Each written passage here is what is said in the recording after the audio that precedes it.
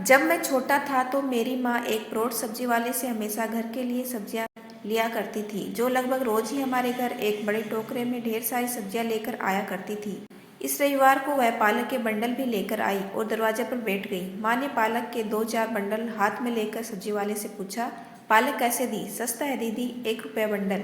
सब्जी वाले ने कहा। माँ ने कहा, ठीक है, 2 रुपये में 4 बंडल दे दे। इसके बाद कुछ देर तक दोनों अपने अपने ऊपर पर झिक झिक खिटपिट करते रहे। सब्जी वाले कुछ नाराजगी जताते हुए बोली, इतनी तो मेरी खरीदी भी नहीं है दीदी। फिर उसने एक झटके के साथ अपना टोकरा उठाया और उठकर जाने लगी, लेकिन 4 कदम आगे बढ़ने के साथ ही पीछे मुड़ी और चिल्लाई, चलो 4 बंडल के 3 रुपये दे देना दीदी, आपसे ज़्यादा क्या कमाऊंगी।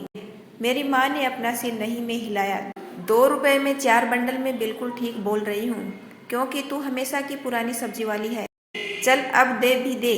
परंतु सब्जी वाली रुकी नहीं, आगे बढ़ गई। शायद वे दोनों एक दूसरे की रणनीतियों को भली भांति जानते थे और यह खरीदने और बेचने वाले के बीच रोज ही होता होगा।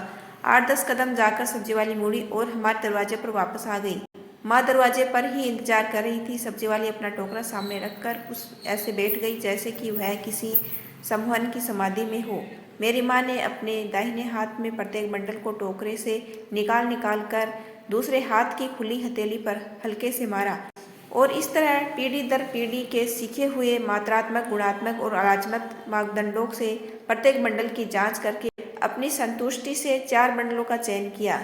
सब्जी वाली ने पालक के बाकी बंडलों को फिर से अपने टोकरे में सजाया और भुगतान लेकर अपने बटुए में डाल लिए। सब्जी वाले ने बैठे ही बैठे टोकरा अपने सिर पर रखा और उठने लगी, लेकिन टोकरा सिर पर रखकर जैसे ही वह उठने लगी, वह उठ न सकी और थप से नीचे बैठ गई।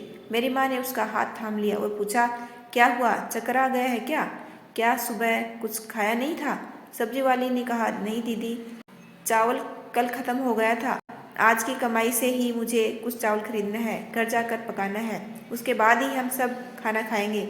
मेरी माँ ने उसे बैठने के लिए कहा, फिर फुर्ती से अंदर चली गई। चपाती व सब्जी के साथ तेजी से वापस आई और सब्जी वाली को दे दी। एक गिलास में पानी उसके सामने रखा और सब्जी वाली से कहा, धीरे धीरे खाना, मैं तेरे लिए चाय बना रही हूँ। सब्जी वाली भूखी थी, उसने कृतज्ञतापूर्वक रोटी खाई, पानी पिया और चाय समाप्त की। मेरी माँ को बार बार दुआएं देने लगी। माँ ने टोकरा उनके सिर पर रखने में उसकी सहायता की। फिर वह सब्जी वाली चली गई। मैं हैरान था। मैंने माँ से कहा, माँ, आपने 2 रुपये की पालक की भाजी के लिए मोलभाव करने में इतनी कठोरता दिखाई, लेकिन उस सब्जी वाली को इतने अधिक मूल्य का भोजन देने में कई गुना अधिक उदार बन गई। यह मेरे समझ में नहीं आया।